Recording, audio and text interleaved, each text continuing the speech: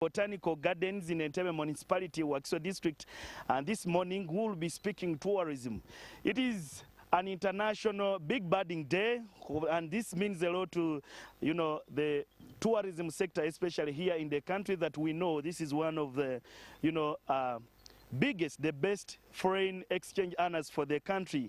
And this beautiful morning, of course, our local tour guides on ground, just like you can see, have also been celebrating this day when they are here very early to look at the beautiful birds. We are speaking over 1,000 birds in the country that tourists leave different, places to come and look at here.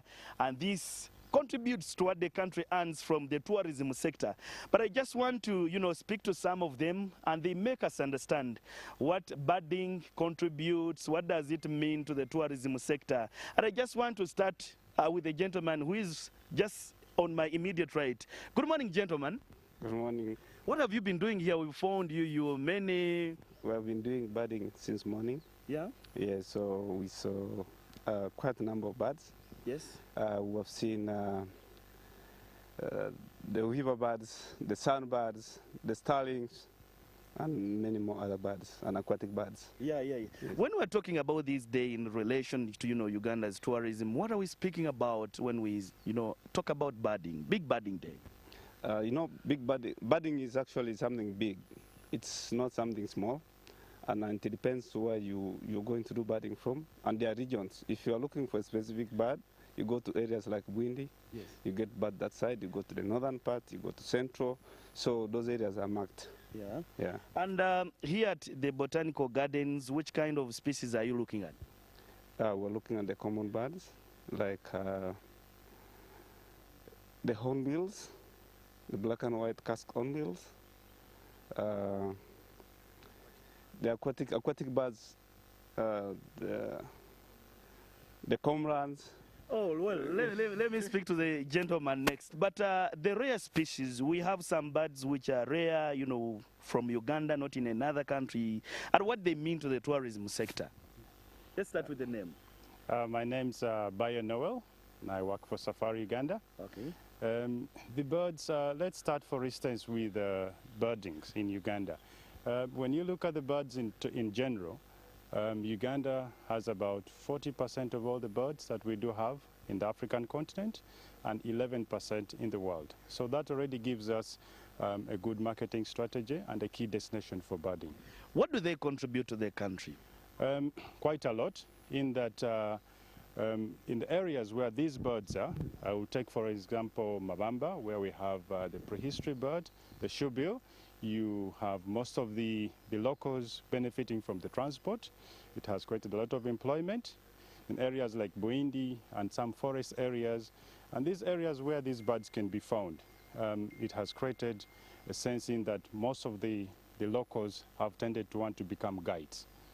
And anyway, let me see to the other gentleman. What are the opportunities in birding? Well, my name is Samuel Rukundo. I'm the founder of Primate Journeys Africa. There are quite a lot number of opportunities in bird watching. Bird watching being one of the most expensive activity in tourism. Many people have gained a lot because they get a nice pay. The tour operators earn a lot of markups on the trips, and the lodges, because now when birders come, they spend a lot of time in the country because they need between 15 to 20 days.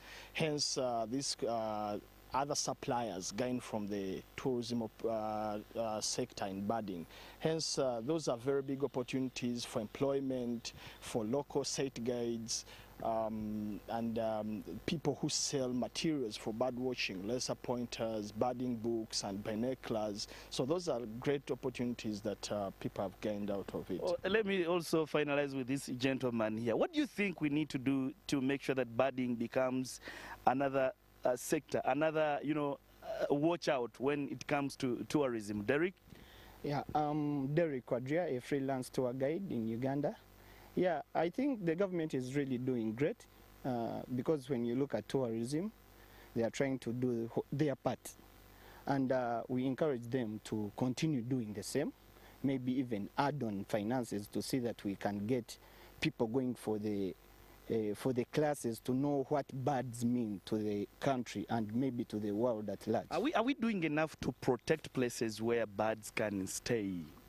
I think in Uganda we've really done some great job, because when you look at the botanical gardens, you look at what the zoo work does, and Bwindi, those people know what birding means, because it's an expensive activity where most of the companies, guides, and even the community benefit from. Well, for time purposes, we'll leave it there, but gentlemen, thank you for speaking to us. Okay, thank you. Well, these are some of the tour guides that I've just caught up with here at the Botanical Gardens, trying to do some birding on such an important, a big birding day that is celebrated, across the world.